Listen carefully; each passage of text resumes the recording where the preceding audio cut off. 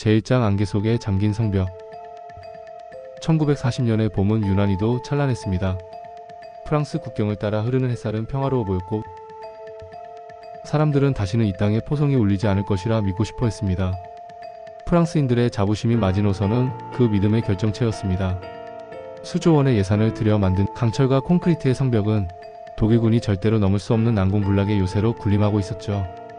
프랑스의 모리스 가물랭 장군은 안락한 사령부에서 지도를 내려다보며 확신했습니다.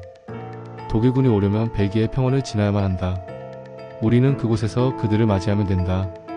가물랭에게 전쟁은 여전히 25년 전 1차 세계대전의 참호 속에 멈춰 있었습니다. 그는 무전기 대신 전령을 보냈고 전차를 보병의 방패로만 생각했습니다. 반면 독일의 숲속에서는 기괴한 엔진 소리가 밤낮을 가리지 않고 울려 퍼졌습니다. 만슈타인 장군은 지도를 손가락으로 짚으며 완전히 다른 미래를 그리고 있었습니다. 프랑스가 전차가 지날 수 없는 천연의 장벽이라 믿었던 아르덴의 울창한 숲. 독일은 바로 그곳 적의 방심이 고여있는 맹점을 노리고 있었습니다. 거대한 폭풍이 다가오고 있었지만 프랑스의 성벽 안쪽은 지나치게 고요했습니다.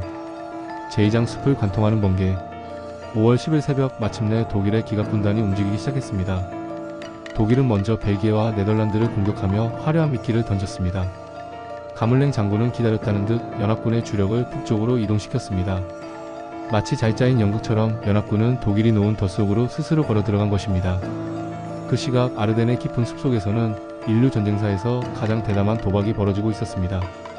하인츠 구데리안이 이끄는 수천 대의 전차 부대가 좁고 험준한 산길을 뱀처럼 꼬리에 꼬리를 물고 나아가고 있었던 것이죠. 프랑스 정찰기가 이 거대한 움직임을 포착해 보고했지만 사령부는 믿지 않았습니다. 숲속의 전차 부대라니 그건 불가능한 일이다. 하지만 불가능은 현실이 되었습니다. 독일군은 잠도 자지 않고 전진했습니다. 그들에겐 정격전이라는 새로운 철학이 있었기 때문입니다. 보병이 전진하기를 기다리는 대신 전차가 먼저 돌파하고 무전기로 공군의 폭격을 실시간으로 요청하는 유기적인 시스템. 숲을 뚫고 나온 전차들의 궤도 소리는 프랑스군의 등 뒤에서 천둥 소리처럼 울려 퍼지기 시작했습니다. 제3장 무너지는 철옹성. 아르덴을 통과한 독일군은 지체하지 않았습니다. 그들은 그대로 서쪽 해안을 향해 질주했습니다. 이것이 바로 나치 작전의 핵심이었습니다. 북쪽으로 올라간 연합군의 뒤를 거대한 낫으로 베어내듯 차단해버리는 것이었죠. 하늘에서는 스투카 극강화 폭격기가 비명을 지르며 쏟아졌고 지상에서는 전차들이 프랑스의 보급로와 통신망을 짓밟았습니다. 프랑스 사령부는 마비되었습니다.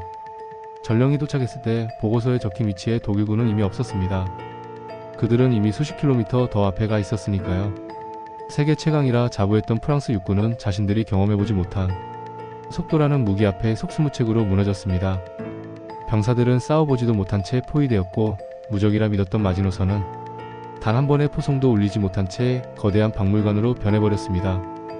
포위망은 점점 좁혀졌고 연합군은 덩케르크라는 좁은 해변으로 몰려갔습니다. 등 뒤는 차가운 바다였고 앞에는 강철의 전차군단이 서 있었습니다. 한 시대를 풍미했던 프랑스의 영광은 그렇게 단 6주 만에 차가운 아스팔트 위에서 바스러지고 있었습니다. 역사가 기록한 가장 고통스러운 패배 중 하나인 프랑스 침공은 그렇게 절정을 향해 치달았습니다. 제4장 낡은 성벽이 남긴 교훈. 결국 파리는 함락되었습니다. 화려했던 샹젤리제 거리에는 나치 독일의 군화 소리가 울려 퍼졌습니다. 프랑스가 그토록 믿었던 거대한 콘크리트 성벽은 변화하는 시대의 흐름을 잊지 못한 고집의 상징이 되어버렸습니다. 준비되지 않은 자들에게 평화는 너무나 쉽게 깨지는 유리그릇과 같았습니다. 오늘 우리는 이 비극적인 역사를 통해 중요한 사실을 배웁니다. 우리가 쌓아 올린 가장 견고한 성벽이 때로는 우리를 가두는 가장 위험한 감옥이 될 수도 있다는 것을 말이죠. 과거의 성공에 취해 오늘을 게을리하고 있지는 않은지, 내 마음속에도 변화를 거부하는 마지노선을 쌓고 있지는 않은지 돌아보게 됩니다. 밤이 깊었습니다. 격동의 역사를 뒤로하고 이제 당신의 밤은 평온하기를 바랍니다. 80여 년 전의 그 차가운 전차 소리 대신 이제는 부드러운 바람 소리에 귀를 기울여 보세요. 역사 속의 고통은 우리에게 지혜를 남겼고 그 지혜는 우리가 내일 더 나은 선택을 하도록 도울 것입니다. 이제 무거운 생각은 내려놓고 깊은 휴식의 바다로 들어가십시오. 내일은 오늘보다 더 유연하고 새로운 당신을 만나길 응원합니다. 편안히 주무십시오.